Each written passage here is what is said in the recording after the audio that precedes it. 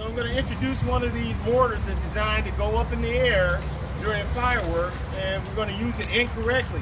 This is something we should never do, and I'm going to introduce it into that watermelon. We're going to see what's going to happen.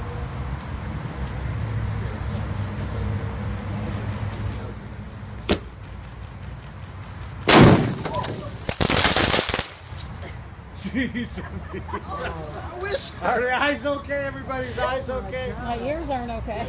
That's it. There you go. She's only 4 years old. There could be some alcohol involved in this party, and no one's watching her.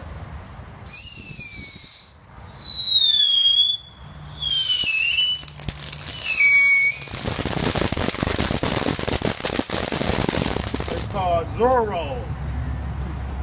And of course, the directions say use only under adult supervision and do not point it at anyone. But of course, the average kid is going to actually point this to someone.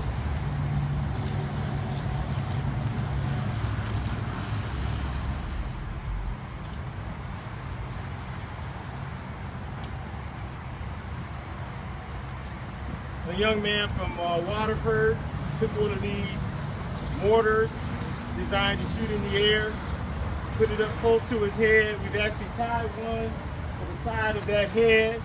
We're going to light it. We're going to see what's going to happen.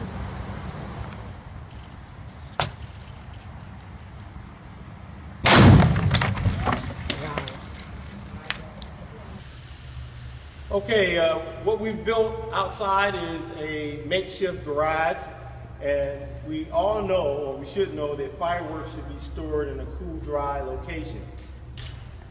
A lot of times people, they stockpile fireworks and they put it in their garage. And what we're going to demonstrate is when Uncle George comes over and he can't smoke in the house, we send him outside. He doesn't know that we're having fireworks in our garage, and he throws a cigarette inside.